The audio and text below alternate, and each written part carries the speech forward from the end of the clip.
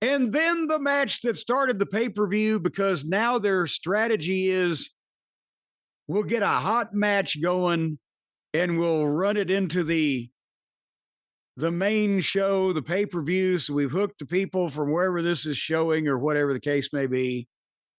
And they picked FTR against Kevin Knight and Hong Kong Phooey.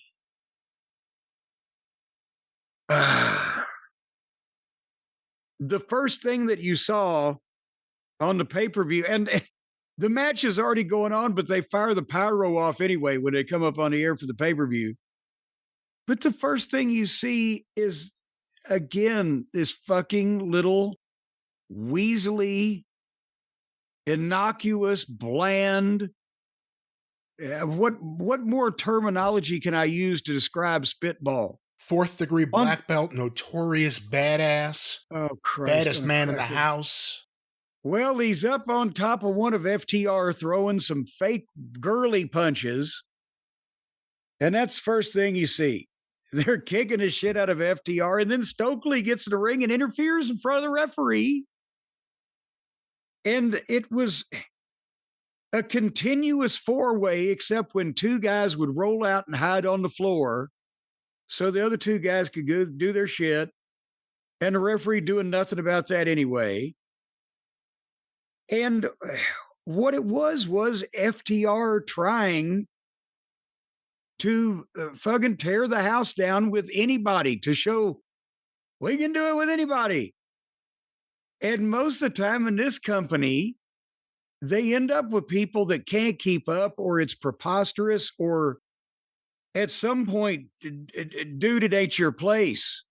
This isn't even like the Midnight Express and the Rock and Roll Express trying to steal the show in Greensboro. It's like, my God, there's going to be 4 more hours of this shit and just 100 miles an hour.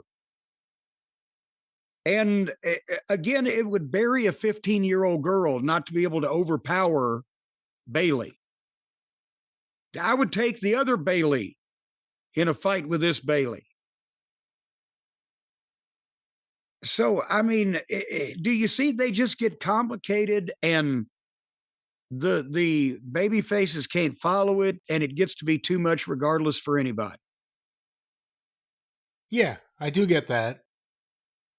I think that on a positive note, I do like the idea of starting the pay-per-view with FTR. That's the best chance you got to have the show start with a reasonable wrestling match in a perfect world, not necessarily this. But they didn't even do that. They started in the middle of it. I didn't even have access to the beginning of the match. I thought it was all right. You know, the Speedball Mike Bailey thing, even if he is the biggest badass of all time, even if he's the toughest motherfucker who ever lived, he doesn't look like it. And this is a cosmetic injury. This is a cosmetic industry. And I think it matters. I think, you know, if you have someone who's the toughest guy ever and he's a tiny little guy, you know, that shouldn't be the gimmick necessarily, but, you know, they like him. The AEW fans like him. FTR did a lot here. It was almost like they were trying to do a classic FTR match. And, yeah, those are my thoughts. Yeah. And, you know, that may be a good term to describe Bailey, though. Cosmetic injury. What? He's suffered one either through Mother Nature or whatever. And then the finish, go ahead. I mean, but that's the thing. Like, if you said, you know, if you have Wardlow, and again, we don't have him and we won't have him for a while, but like him when he was in shape, when he was first there, if you had said that guy's the baddest guy on the planet, you could build that, even if it's not true, because it looks reasonable. With a Mike Bailey, it doesn't seem reasonable. Like, unless you get like real like security cam footage of him kicking the shit out of everyone at a bar, it doesn't seem reasonable. Don't give him any ideas. Do it, Tony. Let him start the fight and let him finish the fight. Let's see what happens. And then we can do a weekly thing. Just take the wrestlers and put them in real life bar fights. But then also some wise ass is going to say, well, Bruce Lee was only 140 pounds. That's the part where the aura comes in, where the ability to project some level of that comes in. And you you can't compare this. He's taking your order at a fucking Subway, this guy. Yeah. It's not, The kicks, like, even if he's a real karate guy or throw real kicks, he looks like he's auditioning for the Rockettes when he throws them that quickly. Like, it doesn't look like this guy's a badass. It looks like this guy goes to jazzercise. Look how fast I can lift my feet up in the air. Yes, we like it. We like it. All right. And that's where they went to ringside for Tony Schiavone with poor Charlie Thest. It's good to see that she's doing well, but she was trying to put St. Louis over, and it's just wonderful, the wonderful matches, and she's a very nice woman, but Lou Thesz would have vomited already on his shoes if he was in the front row.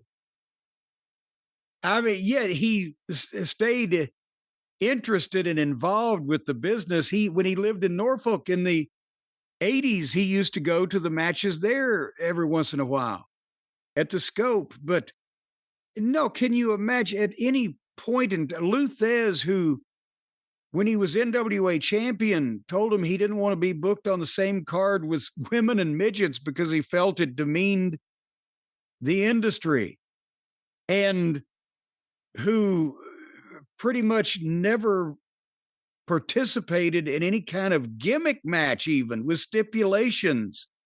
It was a rare thing. And Brian, you have the Wrestling News Archive. I've got an incredible photo collection.